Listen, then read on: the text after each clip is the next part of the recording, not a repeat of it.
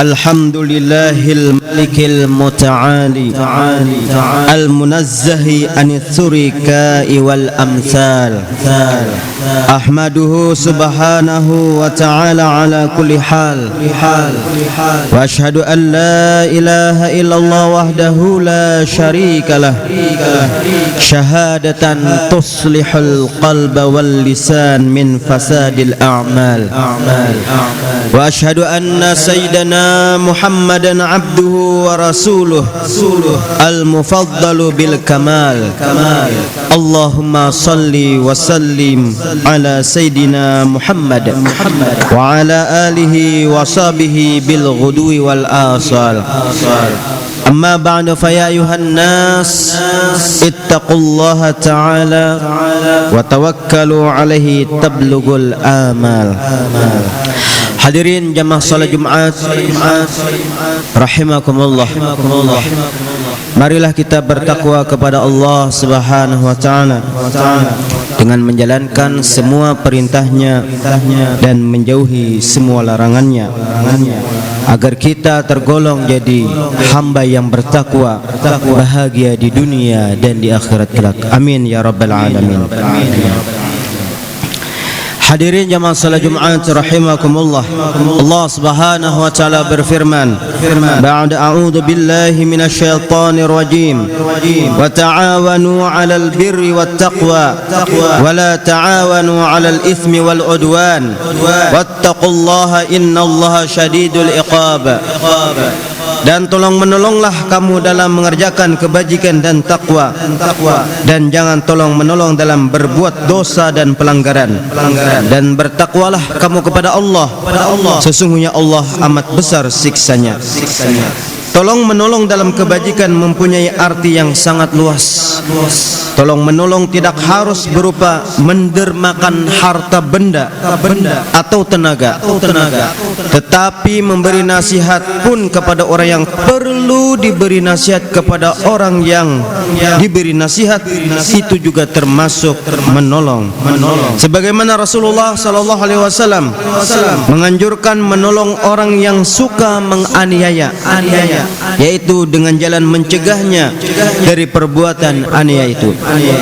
Rasulullah sallallahu alaihi wasallam bersabda, "Unsur akhaka zaliman au mazluman." Qala unsur mazluman fa kaifa unsur zaliman? Qala uhdus an zulmihi fadzalika nasruhu. Tolonglah saudaramu baik yang menganiaya maupun yang dianiaya. Di antara sahabat bertanya, "Ya Rasulullah, kami dapat menolongnya jika ia dianiaya. Maka bagaimana kami menolongnya jika ia menganiaya?" Rasul pun menjawab, "Kau cegah ia dari penganiayaan, maka ia berarti kau menolongnya dari penganiayaan." Hadirin jamaah salat Jumat rahimakumullah. Kasih sayang akan terwujud karena saling mengenal. Tolong menolong dan bantu membantu akan terlaksana karena adanya rasa setia kawan dan kasih sayang. Oleh karena itu perlu adanya pemeliharaan hubungan baik untuk lebih menumbuhkan persaudaraan yang penuh solidaritas. Kasih sayang tidak datang dengan sendirinya, melainkan dengan memupukan, yakni menghubungkan antara saudara dengan handai tolan, saling mengunjungi dan lain sebagainya. Hal ini sesuai dengan sabda Nabi sallallahu alaihi wasallam, "Ar-rahimu mu'allakum bil arsh, man wasalani wasalahu Allah, wa man qata'ani qata'ahu Allah." Rawal Bukhari wal Muslim. Kasih sayang itu tergantung di arsh. Barang siapa yang mendatangiku, maka Allah akan menyampaikannya, dan barang siapa yang memutuskanku, maka Allah memutuskannya. Berdasarkan hadis di atas, kita dituntut mengadakan pendekatan dan perhubungan dengan kerabat dan tetangga baik yang jauh maupun yang dekat, terlebih-lebih mereka yang masih termasuk keluarga. Itulah silaturahim. Silaturahim juga merupakan pembuka pintu rizki dan pahala dari Allah. Sebagaimana Nabi SAW bersabda, "Man ahabba ayyabsuta lahu fi rizkihi wa yunsha'a lahu fi atharihi falyasil rahimah." Barang siapa yang senang untuk dilapangkan rezekinya dan akhirnya bekasnya, hendaklah dia bersilaturahim. Rasulullah SAW menyampaikan bahwa silaturahim atau menyambung persaudaraan itu dapat membuahkan rezeki dan panjang umur. Silaturahim dapat melapangkan rezeki karena silaturahim itu dapat mengeratkan hubungan atau persaudaraan antara seorang dengan orang yang lain. Eratnya hubungan ini dapat menimbulkan kasih sayang di antara mereka sehingga mereka mau memberi pertolongan dalam usaha di bidang materi yang membuahkan keuntungan laba, sehingga rezekinya menjadi bertambah lapang. Silaturahim ini termasuk perilaku orang yang bertakwa, sehingga orang yang takwa sudah dijanjikan oleh Allah akan diberi rezeki, dan kemudian sebagaimana firman Allah Subhanahu wa taala, "Wa may yattaqillaha yaj'al lahu makhraja." Barang siapa yang bertakwa kepada Allah, niscaya dia akan mengadakan baginya jalan keluar dan memberinya rezeki dari arah yang tidak disangka-sangka. Silaturahim dapat memanjangkan umur. Dari tafsiran, orang yang mau bersilaturahim namanya tetap disebut-sebut meskipun orangnya sudah meninggal dunia. Ia masih dipuji dan didoakan karena melaksanakan kewajiban sebagai saudara kerabat seolah-olah dirinya masih hidup. Apabila ditafsirkan dengan bertambah panjangnya umur, maka pada akhirnya bertentangan dengan firman Allah Subhanahu wa taala yang artinya, dan sekali-kali Allah tidak akan menangguhkan kematian seseorang apabila datang waktunya. Namun demikian, dapat ditafsirkan bahwa apabila seorang tidak bersilaturahim, maka umurnya misalkan 45 tahun, tetapi jika mau bersilaturahim umurnya misalnya 60 tahun. Penafsiran yang lebih baik daripada penafsiran di atas itu ialah umur seorang akan menjadi berkah manakala orang tersebut mau bersilaturahim. Allah Subhanahu wa taala akan mengaruniai kekuatan jasmani dan kejernihan akal sehingga hidupnya penuh dengan amal kebaikan. Itulah umur yang panjang meskipun jaraknya pendek, karena ukuran hidup itu bukan lamanya tahun dan bulan, tetapi banyaknya amal kebaikan dan peninggalan-peninggalannya. Silaturahim akan dapat memanjangkan umur, karena dengan silaturahim itu dia akan mendapat penghormatan dari saudara-saudaranya sehingga jiwanya segar dan merasa telah berbuat sesuatu yang memuaskan hatinya, sehingga ia tetap tangkas dan semangat untuk mengisi hidupnya dengan amal kebaikan. Hadirin jemaah salat Jumat rahimakumullah. Rasulullah sallallahu alaihi wasallam bersabda, "La yadkhulul jannata qati'un."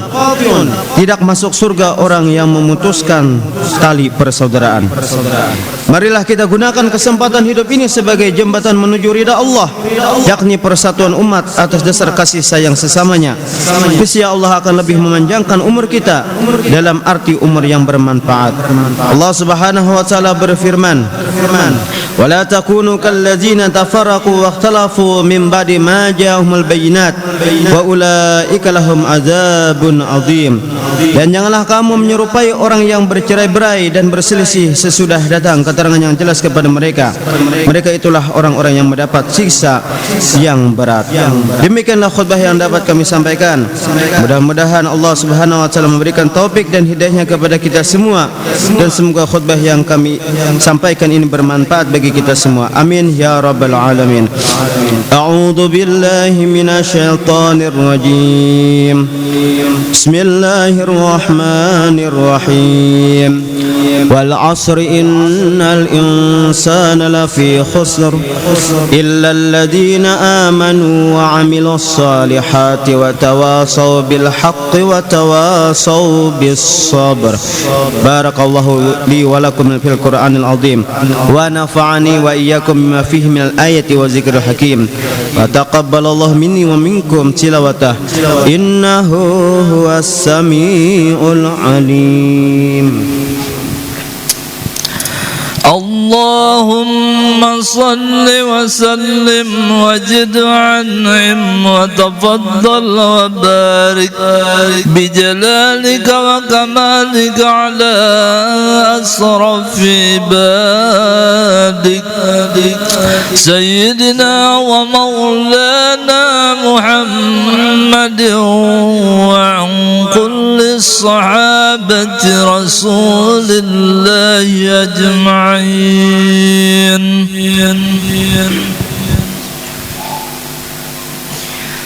الحمد لله الذي جعل التقوى لباس الصالحين. أحمده سبحانه وتعالى حمد عبد معترف بصدق اليقين وأشهد أن لا إله إلا الله وحده لا شريك له الملك الحق المبين وأشهد أن سيدنا محمدا عبده ورسوله سيد الأولين والآخرين. اللهم صل وسلم على سيدنا محمد وعلى آله وصحبه أجمعين. أما بعد فيا أيها الناس اتقوا الله حق تقاته ولا تموتن إلا وأنتم مسلمون ولازموا الصلاة على خير خلقه عليه الصلاة والسلام فقد أمركم الله بذلك إرشادا وتعليما وإجلالا لنبيه وتعظيما فقد قال إن الله وملائكته يصلون على النبي يا أيها الذين آمنوا صلوا عليه وسلموا تسليما.